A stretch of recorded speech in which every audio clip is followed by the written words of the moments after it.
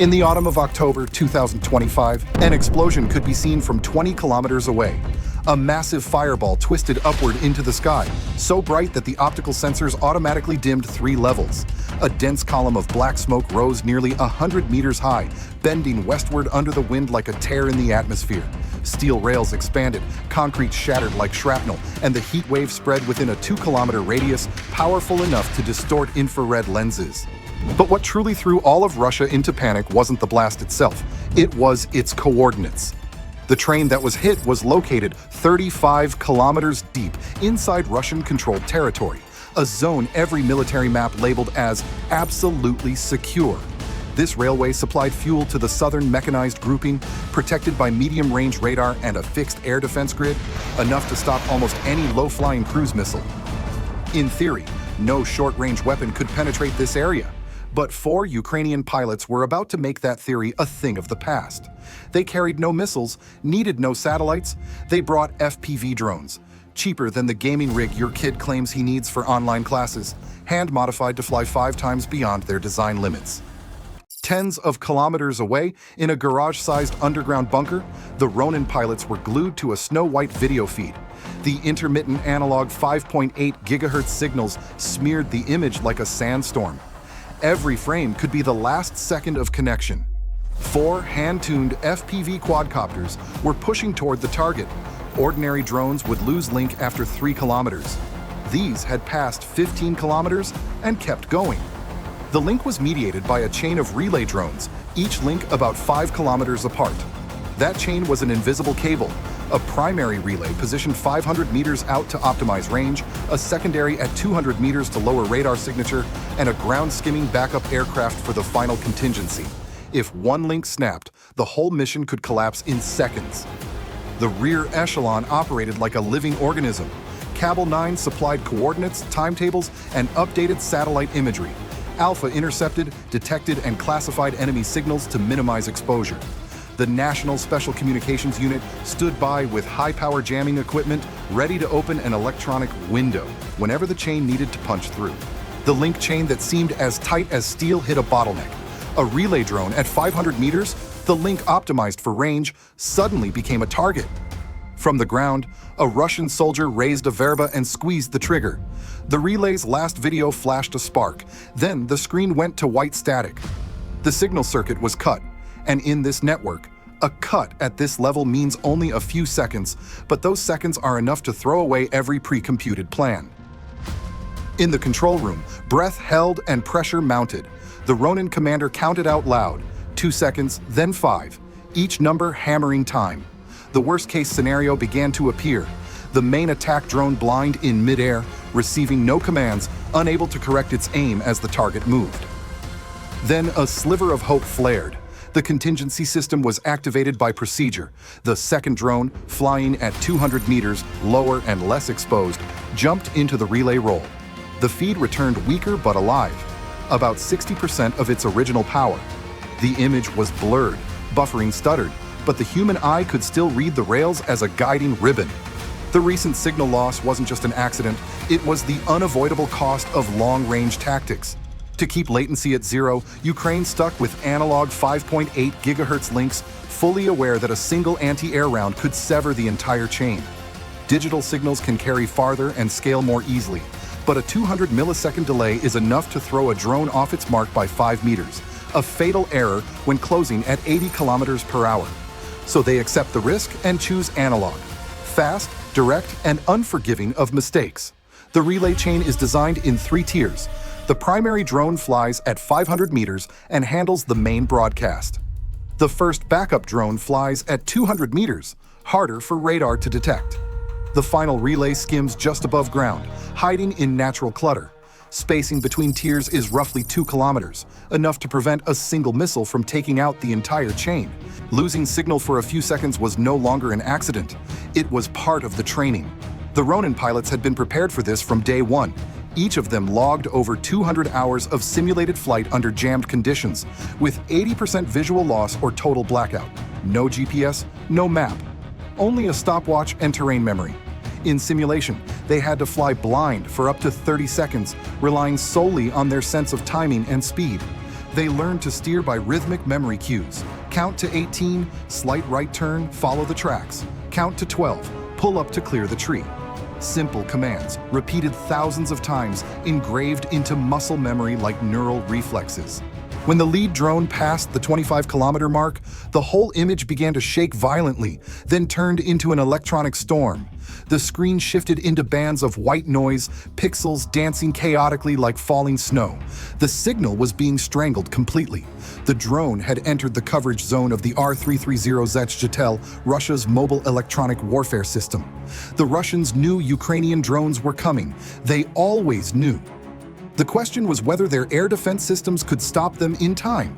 In theory, the Zhitel creates a jamming zone with a radius of 15 kilometers, covering frequencies from 100 to 2000 megahertz, enough to cripple all control and video channels. In the field, it behaves like an invisible cloud that renders everything in the sky mute and blind at once. Immediately, the Ukrainian operator activated frequency hopping mode. The drone cycled frequencies 40 times per second, searching for gaps between the jamming waves, openings that exist only for a few milliseconds. They had carefully studied the enemy's weaknesses. Russian systems tend to concentrate power on FPV's common bands like 5.8 GHz, 2.4 GHz, and 1.2 GHz, leaving lesser-used bands almost empty. Ronin's hopping tactic was pre-programmed like an invisible dance. Hop across the common bands 3 times to mislead. On the 4th hop, slip into a less monitored gap, hold for 2 seconds to send commands, then disappear from the enemy radar again. GPS could be off by more than 10 kilometers because the Russians were spoofing satellite signals as well. But the pilots had trained for exactly this scenario. They kept their bearing by the low western sun, by memorized maps, and by counting beats. The lead drone kept rushing forward, blind but not lost. When the first drone found a frequency gap, 3 other FPV drones followed at precise 30-second intervals. If they flew too close, Russia's jammers could take out all 4 at once. If they flew too far apart, the trailing drones wouldn't be able to exploit the openings in the frequency hopping chain created by the lead drone. The second drone also entered the jamming zone. At that moment, the Russians began cranking up Zhitel's power, spreading the noise into auxiliary bands. Ukraine's reconnaissance screens were reduced to vibrating white. No clear signal remained. That was when the next team, the counter-jamming unit, stepped in. They fired up a highly directional, ultra-high-power beam straight into the jamming field. On the electromagnetic map, the move looked like burning a hole in a wall of frequencies, creating a brief corridor for data to slip through. But the cost was terrible. For 30 seconds, their position would blaze across every Russian ISR system, like switching on a spotlight in a desert night. The tactical calculation had been done in advance. Russian artillery needs on average 45 seconds from detection to the first round fired. So by turning on the lights for 30 seconds, they could push the drones through roughly 10 kilometers of heavy jamming before being engaged. Therefore, Next only ran the emitter for exactly 30 seconds. When the clock hit 28 seconds, they cut transmission and moved position, leaving a 17-second safety buffer before any counterfire. This technique had been validated over 3 prior missions, long enough to punch through 10 kilometers of jamming undetected and cautious enough to live to do it again. When the window opened, video from the lead drone flooded back, noisy, but with enough detail to pick out the tracks. The pilot dropped to 50 meters, hugging the rails like an insect following a crack. The second and third drones fell in immediately behind, exploiting the 2-second frequency silence to hold their course. But Russia's R-330Z system was only the first layer of defense. Realizing this, the Russians tried to raise power to recover their jam. Ukraine had already planned for that. Abandoning any hope of using GPS, keeping frequency hopping and moving, every maneuver was drilled into the team's reflexes.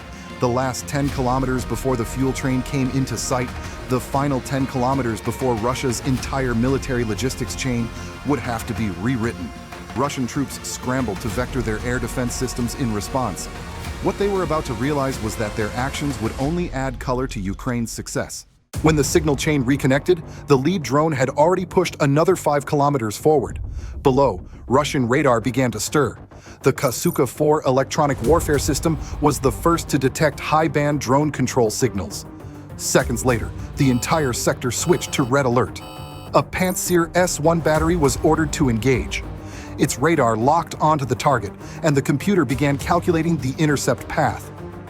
8 seconds remained before missile launch, but in that exact moment, 6 new contacts appeared on the Russian screens. They had radar signatures identical to explosive-bearing objects, steady speeds, and plausible headings. In reality, they were nothing but decoy drones worth less than $200 each, cobbled together from racing drone frames, consumer batteries, and bits of reflective foil. The Pantsir couldn't tell real from fake, choose wrong, and a real drone could slip through and turn the train into an inferno. The Russian operator faced a brutal choice: fire on everything and risk running dry, or try to discriminate and let one get through. He chose to fire. 12 missiles streaked skyward, weaving trails like fireworks. 4 of the 6 decoys were blown apart, 2 veered off course, but that was enough. The Pantsir had expended nearly its entire missile load on targets worth less than an old laptop. Only 4 missiles remained. For the next 20 minutes, it would be reloading, leaving just the twin 30mm autocannons as its final line of defense. The sky above the railway was empty. The radar kept sweeping, but found nothing except the echo of its own noise. When the Pantsir S-1 fell silent, the 4 attack drones immediately dropped to just 10 meters. At that altitude, the Pantsir's radar could not distinguish target from ground. The Pantsir S-1's minimum engagement altitude was 15 meters. The Ronin pilots had no technology left to protect them. This was the moment the terrain-hugging flight techniques saved the mission. On the analog screen, the picture broke into flecks of white. Power lines, trees, broadcast towers. They flickered into view and vanished in an instant. Each frame was another narrow escape. A 0.3-second wrong roll, and the drone would slam into the earth. A half-beat slow pull-up, and it would slice a power line. Mission over. But they had the terrain memorized. Every utility pole, every rise, every bend in the track had been etched into their heads from satellite imagery. At kilometer 27, the drone had to gain 3 meters to clear a power line. At kilometer 29, Bank left 12 degrees to avoid a transmission tower. All of it was executed by muscle memory. No sight, no command. At knee height above the fields, the drones raced, carrying the buzz of death. The Kasuka 4 electronic warfare system still tried to track control signals, but in vain. The analog feed didn't disappear so much as degrade. Even at 80% jammed, about 20% of the image remained usable, and for Ronin, that 20% was enough to kill. Nobody spoke in the control room, only the whir of cooling fans and a dry cadence of counting. 7, 6, 5. Each number was a step closer to the target, and a step closer to the border between technique and instinct. The final 4 kilometers. On the screen, the rails slowly brightened through the white noise. The lead drone was now less than 4 kilometers from the target. Ahead, the silhouette of the Russian convoy appeared in the thermal feed. A long strip of metal moving slowly, gray smoke puffing from the locomotive. The train whistle screamed, a desperate alarm. The crew had been warned, drones were closing in. They throttled up, slamming the engine. A train weighing hundreds of tons moving at over 40 kilometers per hour is many times harder to hit than one standing still. Hit probability falls from about 80% to just 10%.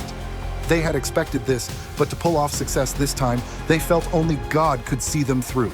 Beforehand, they had tracked the rails, estimating distance by the count in their heads. The priority target had been chosen from the start, the third fuel car, holding nearly 60,000 liters of refined diesel. Hit that one, and the chain reaction would run back through the whole train. At 2 kilometers out, the Pole-21 activated. An electromagnetic bubble enveloped the convoy instantly. All navigation signals were strangled. GPS vanished, GLONASS scrambled, magnetic compasses spun like broken clock hands. Magnetometers read skewed. Inertial sensors reported positions tens of meters off. On the screen, the view was no longer scenery but patches of noise. Thermal bloom pushing back bands of light, pixels shredded, outlines reduced to blurred streaks like smoke.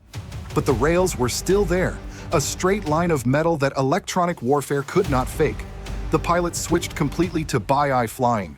No maps, no coordinates, only the rails, the locomotive's smoke trail, and a patch of sunlight glinting on the rails as landmarks. They read the train like an old film reel. Distance, car rhythm, the locomotive's breathing. At 1.5 kilometers, the rails trembled like a string under the wind of the accelerating convoy. At 1 kilometer, the screen was nearly white. The lead pilot began to count the cars in a dry voice. 7, 6, 5. Each number was a needle in time, each beat tied to a simple calculation. Set the angle, add throttle, hold steady. On the third car, he fixed the attack angle and punched the throttle. The 3 drones behind maintained the exact 30-second spacing, not for comfort, but for survival mathematics. 500 meters. The image on the screen disintegrated completely. Only a thick, searing white remained, like staring straight into the sun. Every sensor was blind. The first drone flew through an electronic void, guided only by inertia, rhythm, and memory. 3 seconds. 2, 1. 10:30 a.m. Impact. The RPG-7 warhead mounted on the drone's nose punched straight through the steel wall of the third fuel car. Its shaped charge jet speared into a tank holding more than 60,000 liters of diesel. The first explosion tore the reconnaissance feed apart. Sensors overloaded, the entire frame swallowed by white light. A massive fireball erupted, blowing apart the locomotive and the 2 cars beside it. 30 seconds later, the second drone arrived. The pilot was flying nearly blind through a sky of black smoke, seeing only faint heat blooms against the white haze. He followed the rhythm of the rails, gauged the angle, and dove into the fourth car. The second blast was larger. Its column of flame climbed over 100 meters, painting the clouds crimson. Half a minute later came the third drone. The infrared camera was completely white. Heat saturation had crippled the sensor, but the pilot already knew the train's layout by heart. He counted the seconds, banked, and struck the 7th car, the one carrying aviation fuel. A mushroom-shaped pillar of light rose, triggering a chain of detonations that raced the length of the convoy. The final drone entered the black smoke thick as ink. Everything vanished. No radar, no video, no voices in the headset, only the whine of the motor fading, then silence. 3 seconds later, the ground shook one last time. The final fuel car detonated. All 11 cars were gone. 660,000 liters of fuel had become a firestorm stretching hundreds of meters, burning for 6 hours. The heat bent rails like wax, shattered concrete, and cracked the earth itself. The entire railway, the logistical artery of Russia's mechanized group, was erased from the map for at least 3 days. In the control bunker, no one cheered. Only the red glow of monitors lit the gray faces of exhaustion. They did not see victory, only the final signal fade to black, and in that silence, everything ended. Goodbye, soldier. See you in the next operation.